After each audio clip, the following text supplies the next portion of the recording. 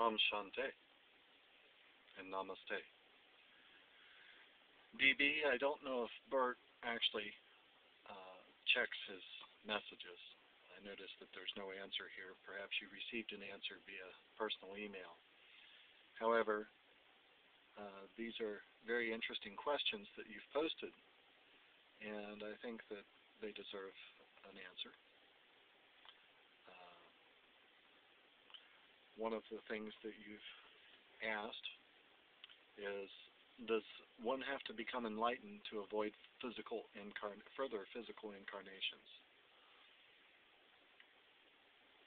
Is there any way that we can tell whether or not we've been previously incarnated or whether we're going to be incarnated again? When looked at from an experiential point of view, there's no way that we can ever know the answer to that question, not while in physical form, at least. Because since I feel that I am an entity, that there is some aspect of a me here, whether we know for a fact that the me is a conglomeration of habitual thought or not, there is still that experience whenever there is articulated thought that there is a subjective me, there is something that this is happening to. There's no way to be able to get outside of our own subjective experience to be able to know for a fact that anything exists outside of ourselves. In God consciousness, the possibility of seeing ourselves from a different viewpoint is there. The experience is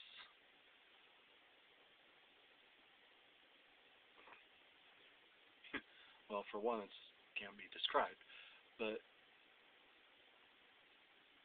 upon finding oneself back in the body or embodied again,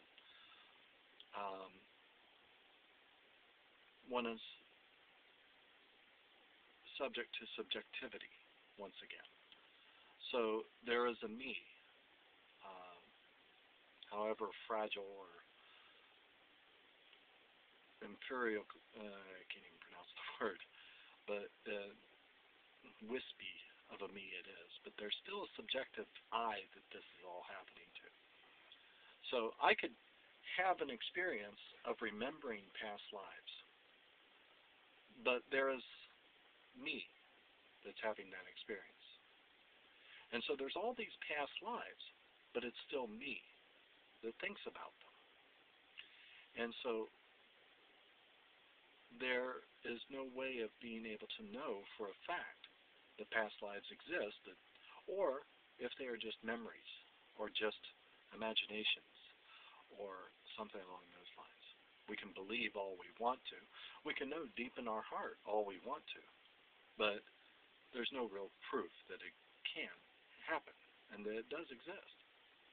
I mean, we look at around us, and we know that everything that we're seeing is electromagnetic vibrations. Everything, but yet it looks real to us. So I think the primary question to ask is, are you mindful of living? Because living is an action. Okay, living is only an action. One can't think about this present moment. It's absolutely impossible to think about this present moment. And the reason why I say that is this present moment is an action that is happening. Our senses become aware of the action that is happening, and after the senses have become aware of it, then we're able to think about it. But the action has already happened. It may be in the process of happening, but it started. And it was that starting that our senses noticed and brought to our attention. So the action is going on. So by the time we're thinking about it, we're actually thinking about an action that has already happened, and we're anticipating what's going to happen next based on our past experience. So mentally, as far as thinking is concerned, anytime there's articulate thought, it has nothing to do with this present moment. It has to do with a past moment. If we're thinking about something that may come to pass, then we're just anticipating, and that's like dreamland. Sometimes it comes true, sometimes it doesn't come true, and it never comes true quite the way we expect it to. Well, it makes sense, since life is an action, that if we're present, and we cultivate presence, being aware of this present moment, then the present moment will give us our answer, because the answer is in the question. The answer is in the experience.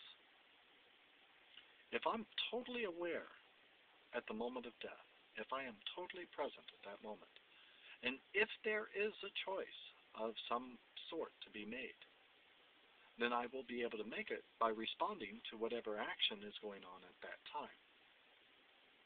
However, if my mind is caught up in, oh, what ifs, or where am I going next, or what have I not done, or so on and so forth, then, instead of being present within my own body, inhabiting my own body, then if an action takes place, I have to draw my attention back to my body, take stock of what's going on, and then respond. And that takes time.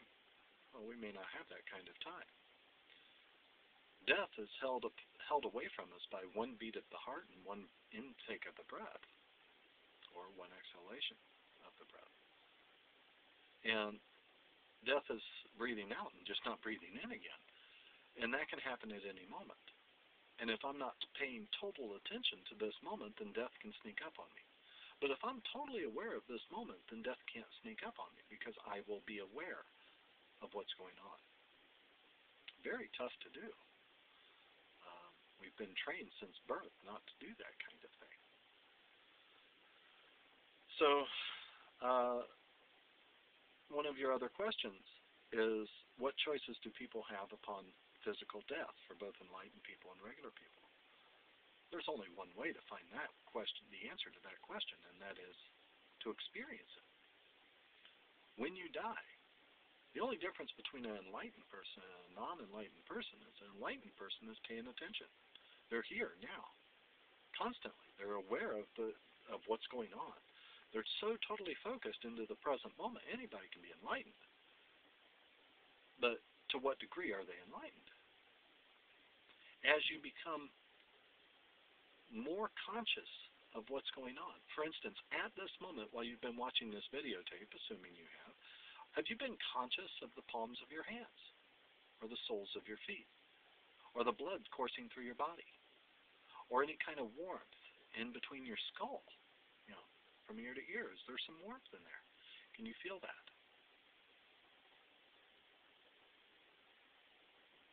See, anything out externally to me may or may not exist, but what's in here? There's a constant monitoring, and that's the trick. That's what enlightenment is. Being totally present to the action of life at every moment, and never arguing with it, because life is inevitable. The action that is happening is already happening. And if you cooperate with that fact, then it's like recess at school. Anyway, I hope that this has in some way addressed your question. Feel free to leave a comment or visit my channel.